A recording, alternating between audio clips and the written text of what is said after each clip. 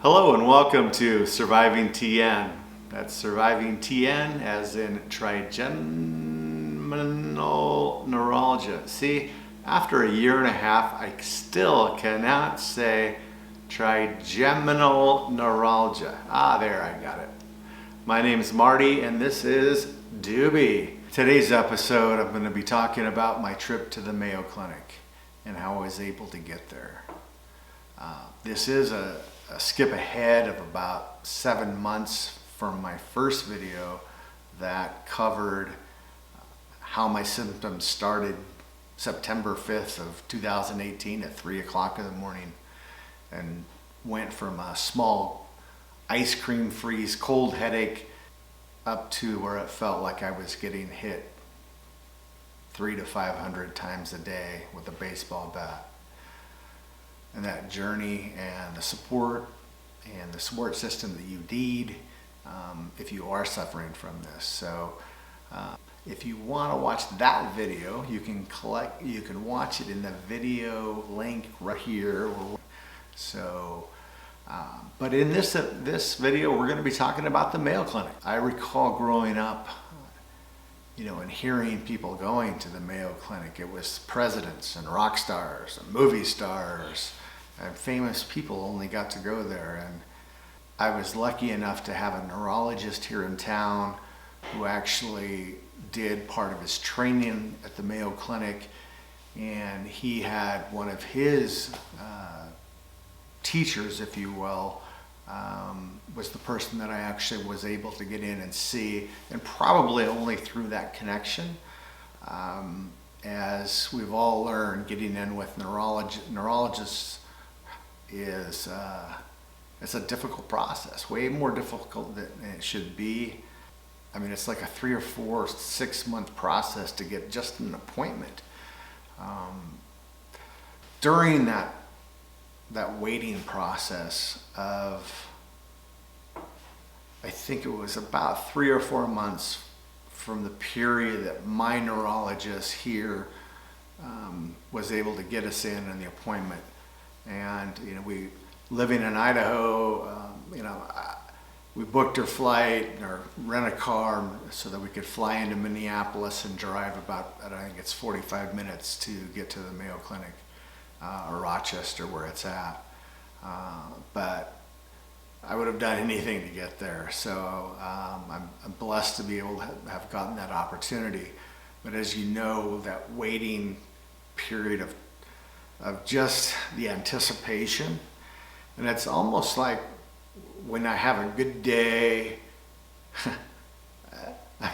there are no good days, let's be honest. When I have a day that isn't so bad, where I'm going, okay, what did I do yesterday that made my day not so bad, or was it the day before, or all of a sudden something isn't hurting, and you, okay, well maybe that's better, and then the next day it all starts over again.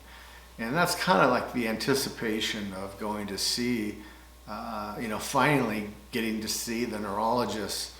And for me, it was like, the Mayo Clinic, I had envisioned, this doctor walking in and all of his underlings, kind of like the TV series House, where he's, you got House and then you got several people that come in and they're going to diagnose me, and something's weird, and they try this different test, and then all of a sudden, Dr. House comes up with this miraculous pill or whatever it is, treatment, that all of a sudden I'm better. And, that's the dream that you have when you have an opportunity to go to a place like the Mayo Clinic.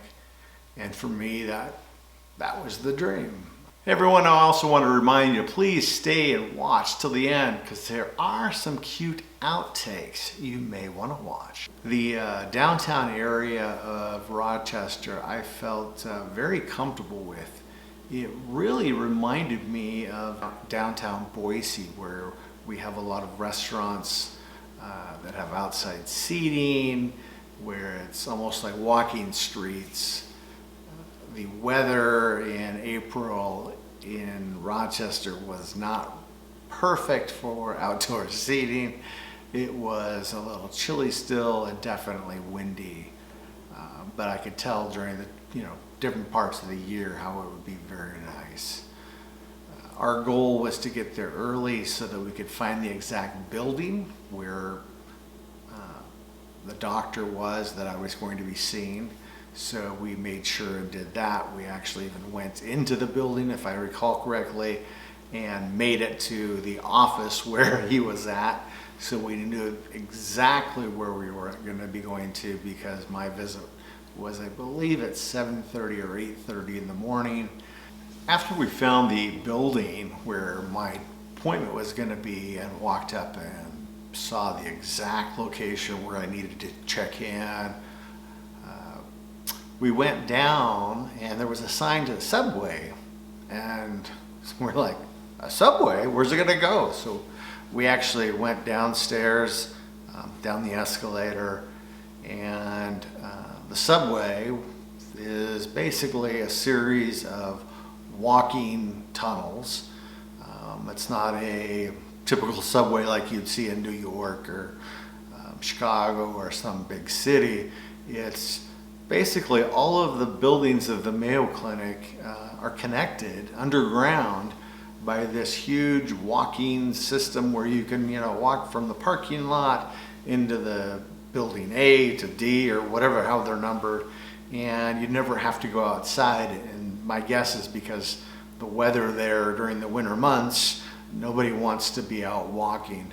But what's really interesting is down there, it wasn't just tunnels, and a lot of it was different stores where you could go in and buy different whatever. I mean, it was like a shopping mall underground. There was restaurants, places that sell popcorn and peanuts. So it was very interesting to see that. That's a very kind of a cool experience.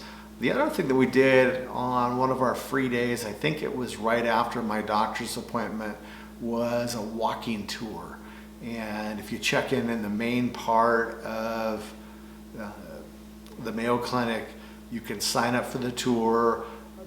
You go in and see a video, which was very interesting to see the history of how the hospital was started, the brothers that were involved in getting it all started, and their father before him, and then taking a walk down through the tunnels up to the actual rooms where the Mayo brothers did their work and were, it is really cool. So if you go there, if you're lucky enough to get into the Mayo Clinic, I highly, highly recommend it. One of the other things that I thought was very intriguing was, and I'm not sure how they're doing it, is all of the streets right in downtown close to the Mayo Clinic or right at the entrance where the cars pull through. All those roads are heated so that the snow doesn't pile up as clients are coming in and checking in and getting into the parking rooms, and probably so people don't fall as well. So I thought that was very, very nice of them to do. The next morning, we made our way to see the doctor, find the office, got checked in. It was very nice. They did the typical blood pressure, all the different stats and that sort of thing. The doctor came in, the neurologist came in, and he asked me to explain what was going on. He had received all my records, he had reviewed them, but it was just one doctor. It wasn't the team of doctors that I was expecting, but he seemed very knowledgeable and really wanted to hear the story of what's happened over the last 7 months. If there was something that happened before that might have caused this, the pain in my head. And so I didn't know the terminology, so I kept on referring to, the the baseball the baseball bat hits to the side of my head as spasms, as hits. And finally he kind of interrupted and said, "Well, what do you mean spasm?" And I said, "Well, I don't know. Something's going wrong in there, and that's the word I chose." And so he kind of corrected me and said, "Well, it's called neuralgia." And that's actually one of the first, not the first times I've heard it, but I had never heard it without the word trigeminal in before it. And so that was, and neuralgia is basically, a nerve pain in the head, or nerve pain. Or I'll have to check the dictionary because I'm not exactly sure. All I know is that someone hits me in the side of my head. And so there's a terminology for it called neuralgia. And so in sharing the story with him, his response was basically that 70% of patients that come in to see him go undiagnosed. It's basically, 70% of patients go undiagnosed neuralgia. So the 30% that are trigeminal neuralgia, they fit in a very specific category where my neuralgia is different. Like a lot of people with trigeminal neuralgia, the wind can, by rubbing your face can cause the pains in your head, by the wind blowing, the hair touching your face, by talking too much. For me, mine is basically whenever somebody wants to sneak up and hit me in the head. I've tried to look at it several different ways of what causes it. Is it something I'm eating, drinking, doing? What can it possibly be? And if you have a couple of hours of relief, what did you do to cause that? So that's what we live with this illness that we have. So during the meeting, he set up so that I would have a face MRI. He had already received all the imaging prior and reviewed that. So he wanted a face MRI, which we did, a neck MRI. Then I think on Tuesday, then the following day, we did the neck MRI and a cranial nerve block, which if you haven't done, I'd recommend against it, to be honest. I'd tell anybody, hell no, I'm not doing another one, because I've done two. And he wanted to make sure that in the cranial block that they did the correct, what they call the crown of the head. And so basically cranial injections are where I think it's lidocaine or something, I can't remember what they're injecting, but they basically take these needles and go, okay, we're going to put one here, and we're going to put one here, and it is by far one of the most painful things that you can do, considering that the outcome, the effect, the help for what it was about 2 hours. It brought my pain from a normal 9 down to maybe a 7 or 6 for 2 hours.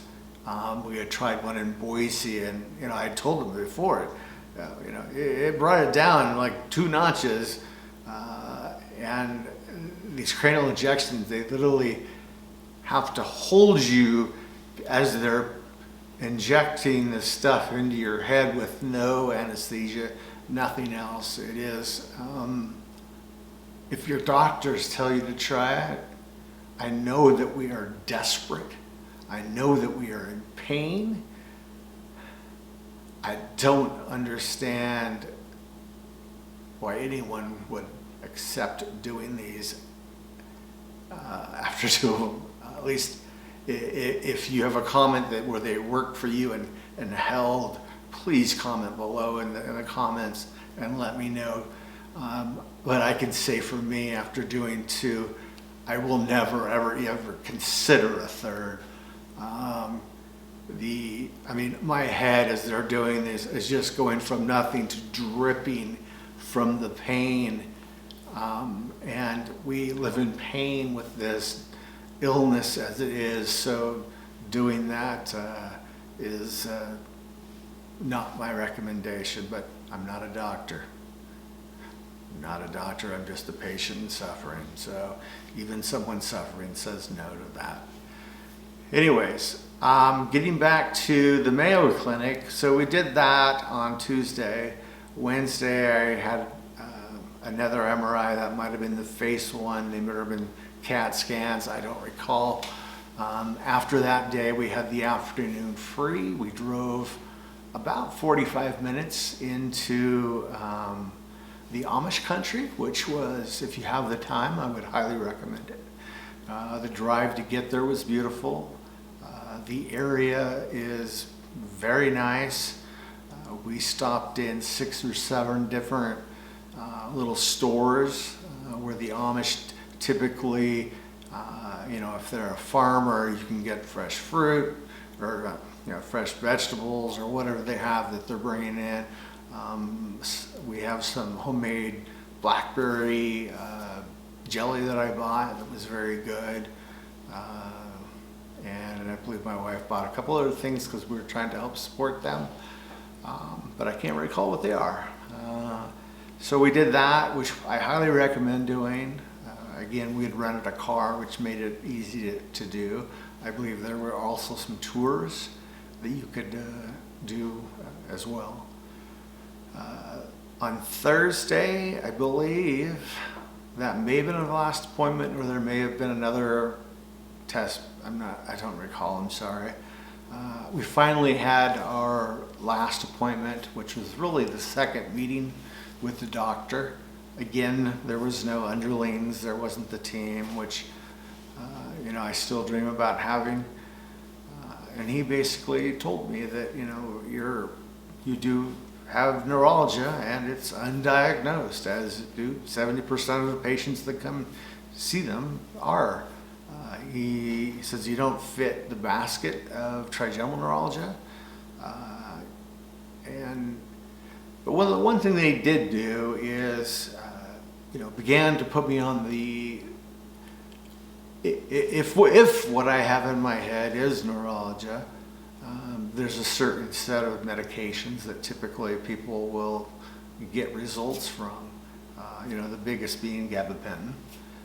So we started on that, and I think one other medication, I can't recall what that was, but I will be doing another video soon where my wife will be reminding me of all the different medications that I've been on.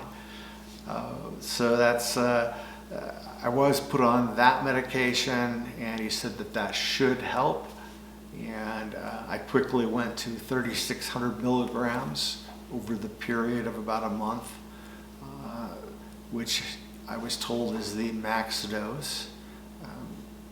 I felt zero relief from the medication. When I was there, he told me that no neurologist or neurosurgeon, would touch me until I had been on that medication and possibly 1 or 2 medications, given it time to see if it works before they would feel a surgery would be the correct avenue to go for this. So I started that medication, started the gabapentin, and that will now take me into my next video, which hopefully will be out in a few days, about the different medications that I've been on. And then we'll get into the microvascular decompression surgeries that I've been on through and how those have affected me. Hey everyone, thanks again for watching the video. We do appreciate your support, and the comments on the last video, which was the first video in our series, was really overwhelming, and I appreciate all of you. And if there's anything anything that I can do for any of you, please let me know. Hello and welcome. That again is Surviving TN. That's not what I wanted to say. What's up, buddy? Oh, you gotta sit here. Hello and welcome to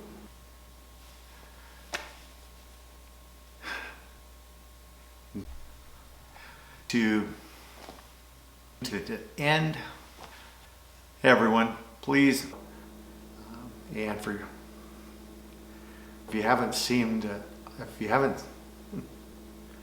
I think I've put Doobie to sleep. In the comments, Doobie and I are checking out. Have a good day. Doobie, you're out of here for now, buddy.